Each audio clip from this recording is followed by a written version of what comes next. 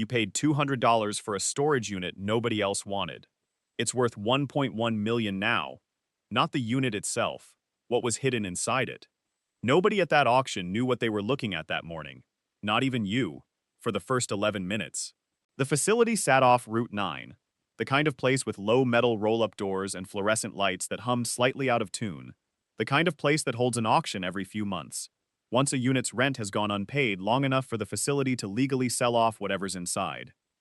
There were maybe 15 people there, most of them regulars, people who do this for a living, buying abandoned units sight unseen, hoping for furniture they can flip or tools they can resell, usually breaking even, occasionally finding something worth the trip. You weren't one of them.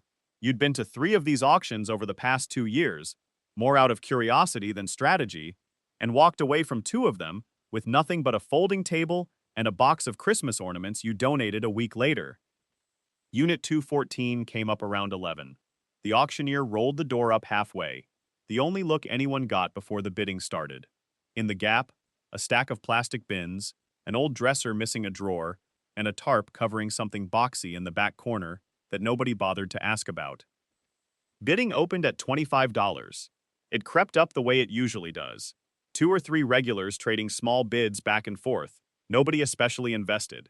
You bid $200, somewhere between instinct and boredom. Nobody topped it. This story doesn't start at the auction. It starts 2 years earlier, with a job paying $46,000 a year doing inventory management for a regional distribution company. A genuinely fine job, the way a lot of decent jobs are fine, without ever quite feeling like enough.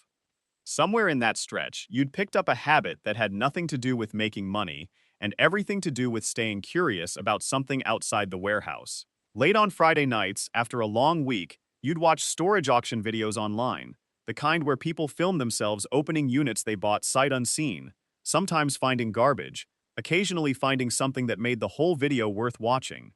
It wasn't a plan. It lived in the same part of your brain as people who watch true crime documentaries or read about shipwrecks. You weren't trying to get rich. You were trying to understand what happens to a life once it's been compressed into a 10 by 15 room and then abandoned. Because that's what a storage unit really is, if you sit with it long enough. Not a treasure hunt. A record of something that mattered to someone once, and then, for reasons you rarely get to learn, stopped mattering enough to keep paying $80 a month to protect. You went to your first live auction, mostly to see if the videos were real. Mostly, they were, in the unglamorous way reality usually is. You learned the actual rhythm of it, the regulars who showed up every time, the facility manager reading account numbers in a flat, administrative voice with no sense at all of the human stories attached to them. The 15 minutes of real tension before a door rolled up and the guessing ended. You went 4 more times over the next year and a half. You never won a bid you actually wanted, until the day you accidentally did. You paid the $200 in cash at a folding table near the facility office. You signed a 1-page form. You drove your truck around to Unit 214 and rolled the rest of the door up yourself, alone, because most of the regulars had already drifted 3 doors down to the next unit on the block. The plastic bins held what plastic bins in abandoned units usually hold: slightly musty folded clothes, kitchen items, a handful of framed photographs of people you'd never know, who'd lived a life you'd never know about, now reduced to cardboard boxes a stranger bought for less than a tank of gas. The dresser missing a drawer was just a dresser missing a drawer. The tarp was the only thing left. You pulled it back, expecting another broken piece of furniture. Underneath was a guitar case, hard shell, the expensive kind, the kind that costs more on its own than most guitars. Beside it, a smaller case, a shape you'd later learn belonged to a vintage effects unit, and behind both, wrapped in a moving blanket, an amplifier with a brand name you didn't recognize, and a build quality that even you, knowing nothing about musical gear, could tell hadn't come off a big box shelf. You opened the guitar case right there, under the same hum of fluorescent light, and found a 1962 Fender Stratocaster in a sunburst finish, clearly played, loved, and maintained by someone who knew exactly what they had. You didn't know what you had. Not yet. You just knew it wasn't the dresser. You didn't understand the number right away. You took photos. You went home. You spent the rest of that Saturday night doing what you'd later realize was the real skill underneath this whole hobby. The part that mattered far more than the bidding ever did. Research. Patient, careful, unglamorous research into serial numbers, production years, finish variations, and the specific community of vintage guitar collectors who care about details most people would never think to ask about. The serial number placed the guitar's production in early 1962, a window collectors call a transition year, when Fender was shifting certain construction details that, depending on the exact specs, can move a guitar's value by a factor of 2 or 3. You found a forum, 12,000 members, a handful of genuine experts who answer questions for free because they enjoy being right about things nobody else understands as deeply as they do. You posted photos at 1 a.m., expecting maybe a few replies by morning. By 7 a.m., there were 40. By 9 a.m., someone had identified the exact finish variation and neck profile, and flagged that the case candy, the small accessories often stored alongside a vintage instrument, included an original strap and a set of period-correct picks, which in the world of guitar collecting function the way provenance does in fine art. They make a real instrument verifiably real, not a clone or a reissue, and they add meaningfully to value on their own. Someone in the thread, a man who'd been collecting for 30 years and clearly didn't post lightly, wrote a single line you read maybe 6 times before it landed. If this is what it looks like, you should sit down before you call anyone. You didn't sit down. You stood in your kitchen at 9:15 on a Sunday morning, phone in hand, reading that sentence, feeling something between disbelief and the specific kind of nausea that comes from suspecting your life is about to change in a way you have no framework for yet. You spent the next 3 weeks doing things you'd never done before. You reached out to 2 separate vintage instrument appraisers, paying $150 each for a formal written assessment, because even without fully understanding the world you'd stepped into, you understood that informal forum confirmation wasn't enough to act on. The first appraiser, a woman running a small specialty shop 2 states away, asked you to ship the guitar to her for in-person inspection, rather than relying on photos. You hesitated. The idea of boxing this thing up and mailing it somewhere felt insane. Instead, she offered to come to you, a 4-hour drive, because, she said carefully on the phone, she didn't fully trust the photos either, and wanted to see it herself before she put her name on a number. She arrived on a Thursday afternoon. She spent 90 minutes with the guitar, the case, the amplifier, and the effects unit, photographing details you didn't know mattered, checking everything against a reference binder she'd brought specifically for this era of production. She sat back at your kitchen table, the same table, you'd later realize, where this whole shift in your life would keep happening, and told you the guitar alone, in this condition, with this provenance, would conservatively sell at auction for somewhere between $850,000 and $1.1 million. The amplifier, a rare early model from a boutique builder who'd stopped production decades ago, added another $40,000 to $60,000 on its own. You asked her to repeat the number. She did. You asked a third time. Gently, she said she understood why you were asking, and that yes, the number was correct, and that in 31 years of appraising instruments, this was the single most significant find she'd personally been involved in confirming. Here's the part that complicated everything in a way none of the forum threads ever mentioned. You felt an obligation, one you couldn't fully explain to anyone who hadn't stood in that unit themselves, to find out who the guitar had actually belonged to. Not because you were legally required to. The auction had transferred ownership cleanly and completely. The storage law in your state made that unambiguous. The guitar was yours, full stop. But you sat with those framed photographs from the plastic bins, longer than you'd admit to most people.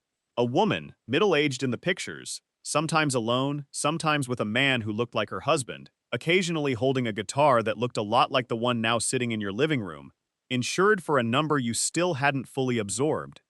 You called the facility manager, who, after some hesitation about privacy policy, confirmed the unit had belonged to a woman named Carol Hensley, that the account had gone unpaid for 14 months before the lien sale, and that the last phone number on file no longer worked. You spent 2 more weekends finding her. Eventually, an obituary for her husband, 3 years earlier, a man who'd apparently played guitar professionally in his younger years before a long career in something unrelated. A daughter, located through the obituary's surviving family section, whom you eventually reached by phone. She cried on that call, not from anger, but from a tangled mix of grief and disbelief. Her mother, she explained, had developed dementia in the last 2 years of her life and had been moved into a care facility by relatives who had no idea a storage unit 2 states away had quietly stopped being paid for, the bill simply lost in the chaos of harder, sadder decisions happening at the same time. Nobody had abandoned the guitar. Nobody, at the end, had even known it still existed. You didn't have to do anything with this information. The law was clear. The guitar was legally, unambiguously yours. You sat with that fact for almost a month, the same way you'd later learn to sit with every number that actually mattered in your life. Quietly, without rushing toward the easy answer just because it was available. You called the daughter back. You told her what the appraisers had said. You told her you didn't know what the right thing to do was, only that you wanted her to know the truth before you decided anything. After a long pause, she told you she didn't want the guitar back. Her mother was gone in every way that mattered now, she said, and the guitar had been her father's anyway, something her mother had kept out of love rather than use. She had no space for it, and honestly, she said, she wasn't in a financial position to turn down whatever you offered. You offered her $150,000, not the full appraised value, not nothing, a number you arrived at after 3 sleepless nights, trying to find the line between generosity and the kind of grand, performative gesture that would have made the moment about you instead of about what was actually fair. She accepted, crying again, this time clearly from relief. You've never told anyone outside your immediate family the actual final sale number, or that part of it went to a woman in another state whose name nobody at that auction would ever have had reason to know. The guitar sold at a specialized instrument auction 8 months after the storage unit purchase, after authentication and photography, a process slower and more bureaucratic than anything you'd imagined while standing under fluorescent lights with a $200 receipt in your pocket. The final hammer price was $1,140,000. After commission and the $150,000 already paid to Carol Hensley's daughter, that left you with just under $1 million. The amplifier and effects unit sold separately 6 weeks later for a combined $58,000. You quit the inventory job 4 months after the guitar sale closed. Nothing dramatic, just a normal 2 weeks notice and a goodbye lunch nobody thought twice about. You told your manager you'd received an inheritance, which, in its own strange and complicated way, was almost exactly what had happened, just not from anyone in your own family. You used roughly half the proceeds to buy 2 small commercial properties, boring assets that don't photograph well and don't make headlines, because by then, you'd learned that one extraordinary find doesn't replace the discipline of building something that doesn't depend on luck happening twice. The other half sits in a diversified account managed by the first financial advisor you'd ever hired, with a level of caution that occasionally makes you laugh, given how the money showed up in the first place. You still go to storage auctions, not often, maybe 4 times a year now, same casual pace as before, because the habit was never really about the money, even after the money arrived. Nobody at the auctions knows what happened with Unit 214. To them, you're just the guy who paid $200 for a unit with a tarp in the corner. An unremarkable outcome, mixed in with all the dressers and Christmas decorations nobody bothers to photograph. You think about Carol Hensley sometimes, more than you'd expect to think about a stranger you never met. You think about her husband, playing that guitar decades before either of you knew the other existed, building a connection to an object that would eventually pass through grief, illness, an unpaid bill, a fluorescent-lit room, and a complete stranger's curiosity, before landing, finally, in the hands of someone who'd pay to own a piece of music history he'd never personally hear played. The dresser missing a drawer is still sitting in your garage. You never got around to throwing it out. Some nights, you think that's the part of the story that actually matters most. Not the guitar. The fact that you almost walked right past it, the way you'd walked past hundreds of other units, the way most people walk past most things, never knowing which ordinary Saturday is quietly not ordinary at all. Here's what $1.1 million under a tarp actually teaches you. Once the appraisals are done, the auction's closed, and the number has finally stopped feeling unreal. Most of life is the dresser. Most Saturdays are the dresser. Most units, most jobs, most ordinary decisions you make on instinct or boredom turn out to be exactly what they look like. Nothing more, nothing hidden, no story underneath. And once in a long while, without announcing itself at all, something isn't the dresser. You didn't find the guitar because you were smarter than the regulars who'd been doing this for years. You found it because you kept showing up after most people would have stopped. After the first unremarkable unit, the first empty folding table, the first donated box of Christmas decorations. The skill was never really about guitars.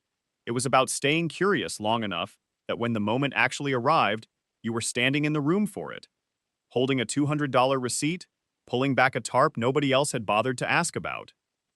This week, think about the thing you keep doing for no clear reason, the hobby, the habit, the curiosity that hasn't paid off yet, and might never. Most of the time, it won't. That's not a reason to stop, because the only people who ever find what's under the tarp are the ones who were still in the room when it finally got rolled back.